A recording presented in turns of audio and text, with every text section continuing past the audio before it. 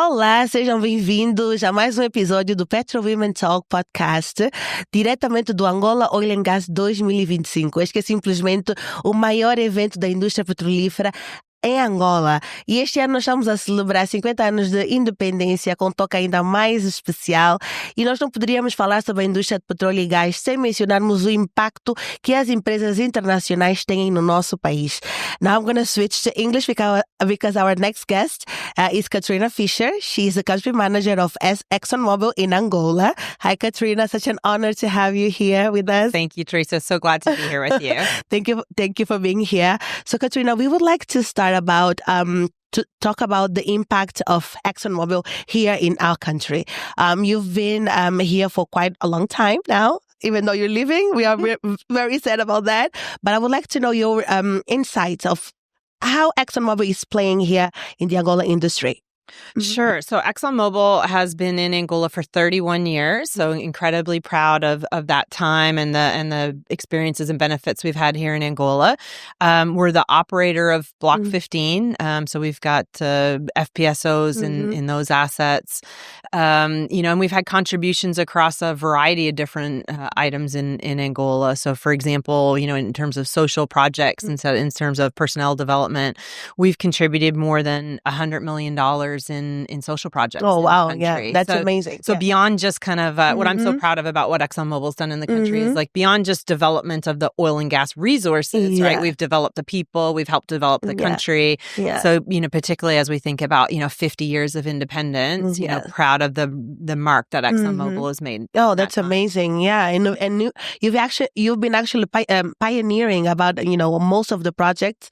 I think the recent one was with the students as well. So can you please tell us a little about that? Sure. So one of our, I'd say corporate social responsibility focuses, globally is STEM. So science, technology, engineering, mathematics. And we've been able to, parlay those projects and programs into Angola. So we've got two big initiatives we're working right now. One is called the STEM Africa Challenge. And so that's where we work with students. They basically look for a problem from their community. They're mentored, they're supported to develop a solution. And then they compete. It'll culminate in October at Africa Energy Week, and they compete. So it's Angola, Nigeria, Mozambique, and Namibia. Oh, wow. And students together, compete for that. And then the second one that's STEM focused as well is the Junior MBA ExxonMobil program here in Angola. Yeah, and so that one's really super, right? Everybody, especially in Angola, basketball's a big thing, and we actually are champions in Africa, right? So. Right. Congratulations. That's amazing. Thank you. So yeah, that basketball energy. So we create that passion for science, technology, engineering, mathematics in young people, to encourage them to pursue these careers and even beyond the STEM piece, right? They develop teamwork, they develop resilience, they develop, problem solving, which I think we can agree is a factor in any kind of career. So it helps to develop the country. Yeah. So it's skills for life, actually, not only for the industry.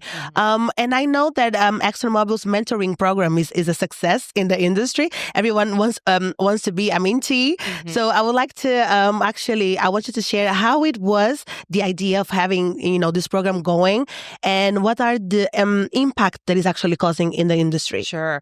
Yeah. So ExxonMobil, was proud to partner with ANPG and Equinor to launch Muhatu, back several years ago. My predecessor, Melissa Bond, was instrumental in making that happen. And one of the first things that was kicked off, as a part of Muhatu was a mentoring program. So to each of the participating companies, we went out and said, okay, give us a handful of mentors and a bigger number of mentees.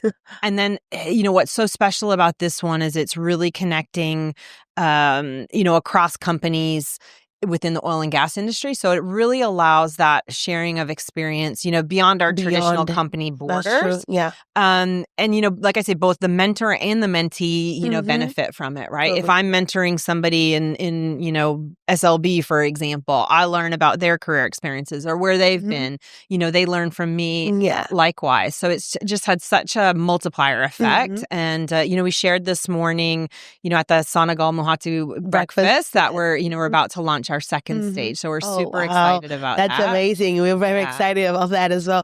But you are a leader of your companies. So how do you find time to actually be a mentor? How does it work? How do you actually balance, your leadership responsibilities and then mentoring other people? Yeah, I mean, I don't know that I find time, but I make time, right? And for me, it's just so important, our own personal development. I could very singularly focus on me or my own items, and that would maybe get me so far, but by having the opportunity to mentor or to be a mentee, I learn from that as well. So I learn about, new technologies, or I learn, how to do my job better, right? Like I think in my time here, even in Angola, mentoring, some of our Angolan employees, right? I learn more about the company. I learn more about the culture. I learn more about the people, right?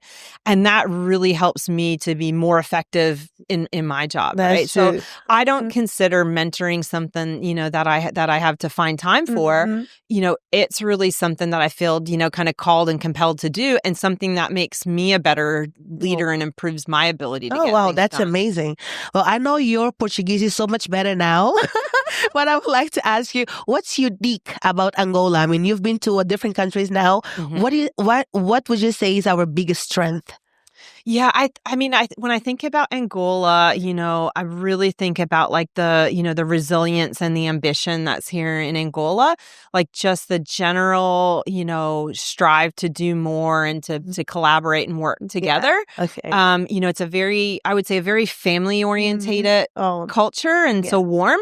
And I think that makes people want to work together, want to collaborate, and I said on my panel yesterday, like it's so unique, the relationship we have with the government.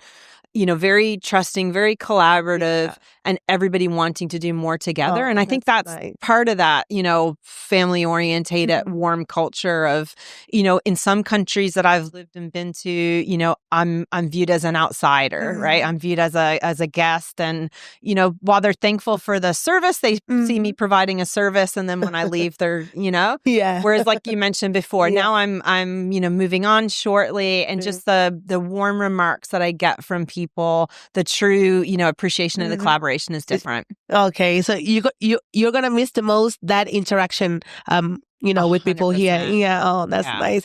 Katrina, you are a leading manager in one of the biggest oil and gas companies in the world. Wow.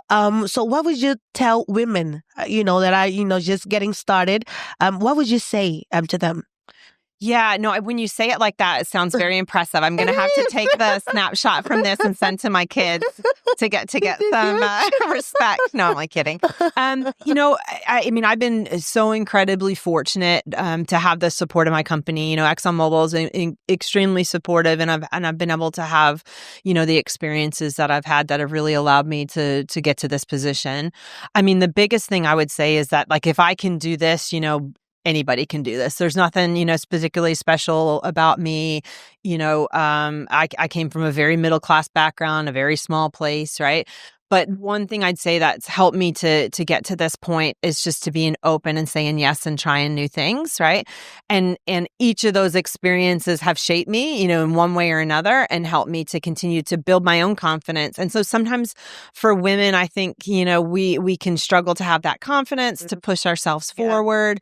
And I think like lots of that is in our own head and we need to just kind of get out there and give it a try. And if it's not perfect, we learn from it and, we get it the next time. Okay. If it is, then, we continue to learn from that experience too. Oh, that's it. So saying yes to opportunities. Absolutely. Okay. Absolutely. So, and for me, like I say, it's brought me all over the world and most specifically to Angola. And I'm so glad I said yes. Oh, thank you. Thank you. Katrina, we couldn't be happier to have you. Such an honor and privilege to be here with you. You're always so kind and nice, always open. Katrina, she just, talks to you so normally and naturally, in all events. So this is amazing. We're definitely going to miss you here, but we wish you great success. You deserve it. You're a strong, great woman. Well done. And thank you so much. Thank you. I really look forard to coming back in a different capacity someday and seeing how you and others have continued to thrive. Thank you. Thank you so much, Katrina. So, então, este foi o nosso episódio com Katrina Fisher. Uma honra tê-la aqui conosco. E fiquem ligados que ainda vem muito mais por aí. Até já.